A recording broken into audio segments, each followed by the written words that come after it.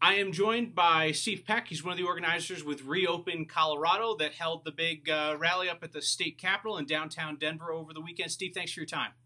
Thank you. Thanks for hosting this and inviting me on your show.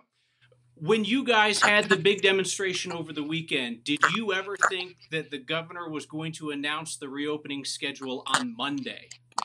No, I didn't. I'm not ready to announce a mission accomplished and all things are good to go, but I'm very happy speaking for myself. I think there's a lot of people that were there and a lot of friends of mine who are in a wait and see posture. They want to see that these commitments are met, and a trust and verify is what we're looking for. So the devil's frequently in the details. I like a lot of what I heard, and I sense that the governor's listening to those people at the rally yesterday and or 2 days ago now. And what I sense is a willingness to cooperate and to hear us out. So I'm cautiously optimistic. Do you think that the rally moved the needle? Absolutely. Do you?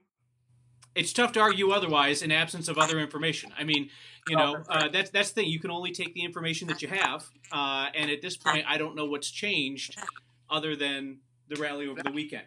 Well, right. I mean, I think the governor's a savvy politician, and he wants to be responsive. He also has to look at his own state budget.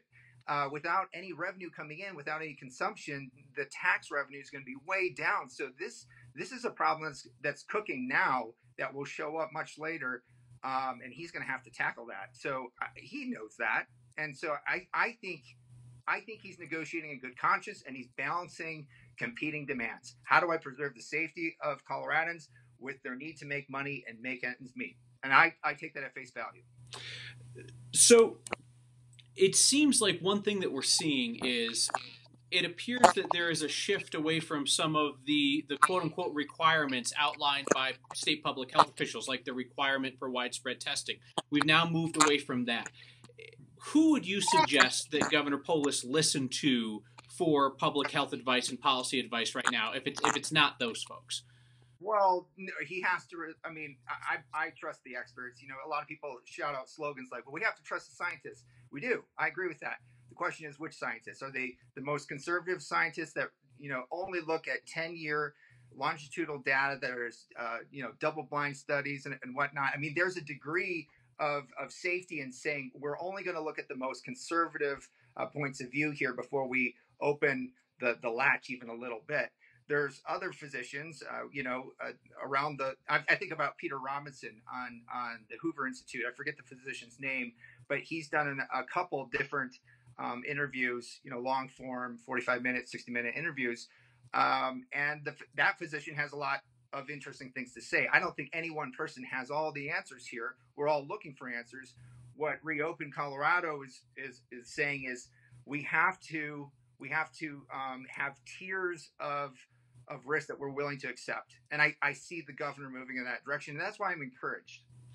So one thing that I think most epidemiologists agree on is that the method of quarantine doesn't get rid of the virus. It just keeps people from exposing themselves to it. So when you have the reopening, there's going to be an increase in spread and increase in infections and so forth. So we're going to have another up and down. What is your message to Coloradans about what's to come in terms of that? Well, I think, I'm relying on the same data that you have access to, that there likely will be, this will continue on. Quarantine, no quarantine, this will continue to live on. Will it be like, flu, cold, and COVID-19, 5 years from now? That might be the case. There's a trade-off, though, to having this strict lockdown, and that's what Reopen Colorado is all about. What are the trade-offs? Because it's not, jobs versus lives. This really is lives versus lives. Lives lost to the COVID-19, but then also lives lost to deaths of despair, lives lost to those who don't have cancer screenings, because those aren't allowed right now, even under the new direction from the governor. Today, you can't get that.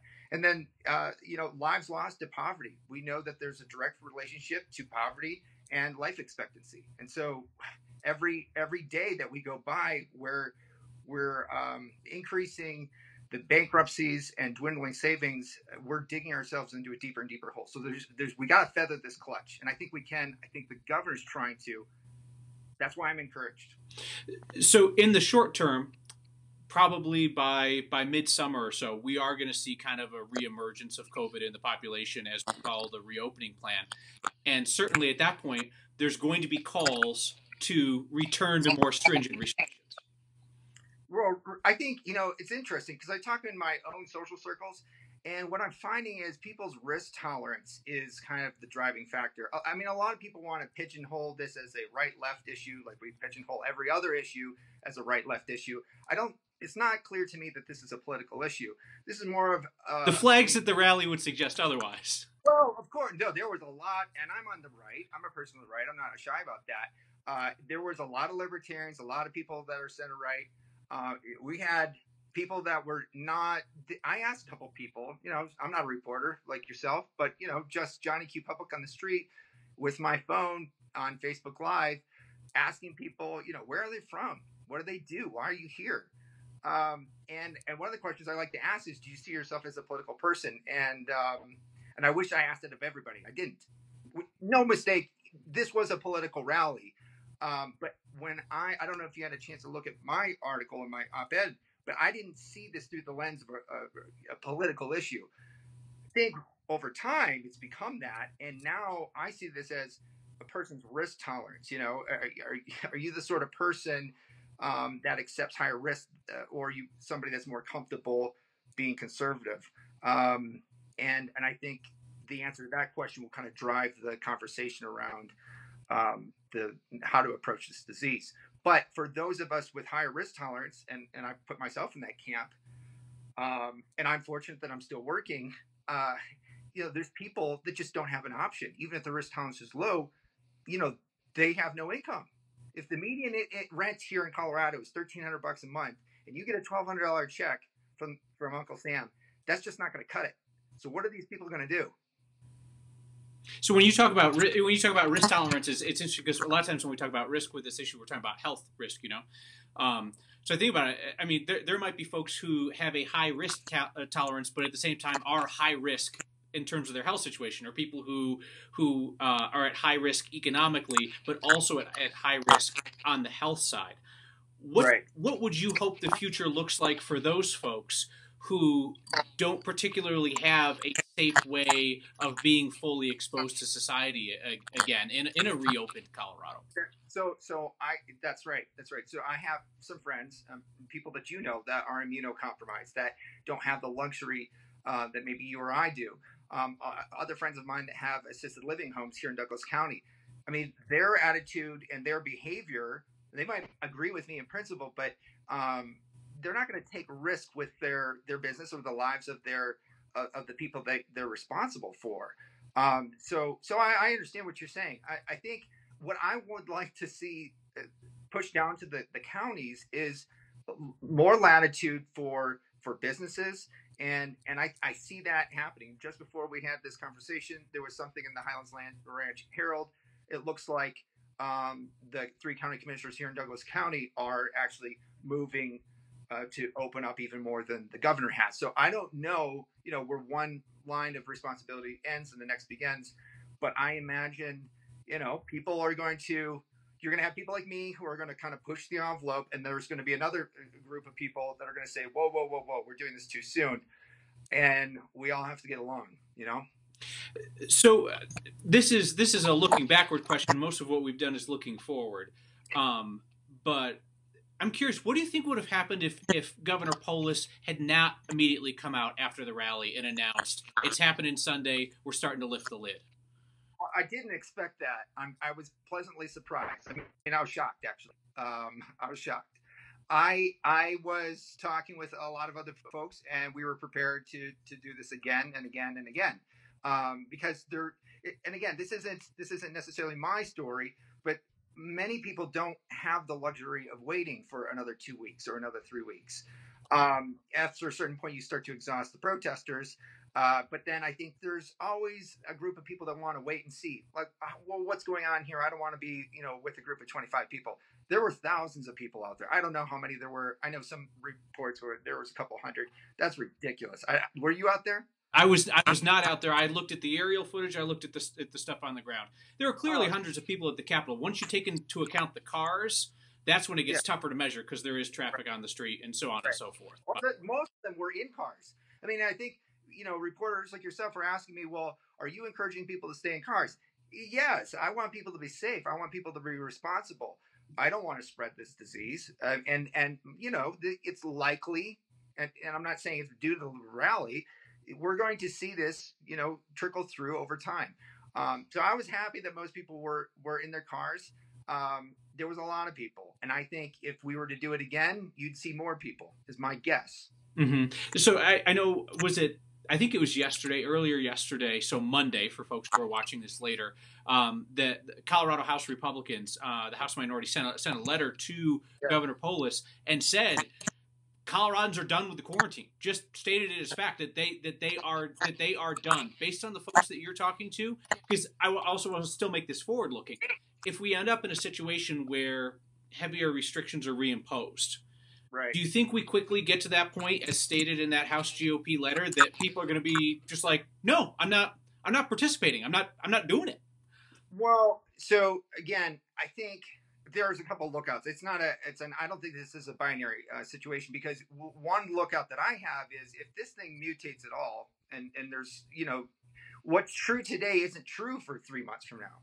It's not true 6 months from now. So it could be that there's a set of facts and data that we have access to that make it more dangerous. And I'm going to be watching personally very closely to see if there's any data around that. If it becomes more dangerous, then obviously you have to adjust policy again. This is a tricky situation. I don't envy the policymakers. I mean, I have the luxury of being a private citizen, and I'm trying to speak as loudly as possible on behalf of business owners who are just getting crushed. And it's not just business owners, it's the people that work for them, right? People are either draining down their savings or they're stacking up their debt. Either one of those is a bad situation. So I guess looking forward into the future, I read that article. I posted it on my own Facebook page. I thought one of the interesting things on there that House Majority Leader Neville pointed out was that there's a inconsistency in the rules. So if you're a big box store like Walmart or Lowe's, you can stay open. If you own a flower shop, if you're a barber, well, if you're a realtor, then there's all these other restrictions. So it's very haphazard. This is what I expect from, the hand of government. This is what central planning looks like. That's not, that's just the nature of the beast. And that's why I think the closer you can get to your people and to the counties and the municipalities, probably the better off we'll all be. If Laura Thomas and Abe Layden and the commissioners down here in Douglas County, I know this is a show for the whole state, but I'm here in Dougco, can craft something that meets our needs and fits our risk profile, or the folks in Weld County or Mesa County do the same thing, I think that's the ideal outcome here. And I'd be looking to the governor to give more authority to the commissioners, because I think we can all win, achieve both ends, right? Contain the virus and reopen the economy if there's more flexibility given to the commissioners. Just a point of order. Representative Neville is going to think that I'm picking on him, but I believe that you called him the majority leader and he's the minority leader. Oh, I'm sorry. The factual point. I'm not picking on the man. I hope he doesn't get upset about that. So one last question for you. I know you're saying that you thought that there was a cross section of at least kind of like right and libertarian at the event. And as we look at it big picture, I mean, I think it's pretty clear. The vast majority of the folks out there are on the political right. And it's a group of folks, from my conversations with them, that have been incredibly demoralized and frustrated in Colorado over the last couple of years. Democrats have more electoral control over this state, positions of power, than they've had since the 1930s. Right. Do you see the reaction to that rally and the governor's decision as a significant victory for folks who are on the political right after a lot of years where they haven't had a ton to celebrate in Colorado? Well, as a person that's center right and on the right, I'm not demoralized, but I understand your point, and I think it's true that we've had a series of losses, governor races that we could have won that didn't. I see this as a victory, but But again, I'm not looking at this in the lens of, hey, the next election cycle or the next political victory to notch into our belt. I really do want to see people. I want to see them be successful as they can possibly be. I've got neighbors here in the Highlands Ranch that are very close. Both of them are out of work. They've got kids that are grown, fortunately, but they have no revenue coming in. I ran into them in the street last night, and they were all smiles because they have a date on the calendar where they can see money coming in again. So, I mean, I'm just really happy for them, is what it boils down to at this point. Steve, I appreciate your time. I hope that you and your family stay well through all of this. Yeah, absolutely. Take care. Thank you.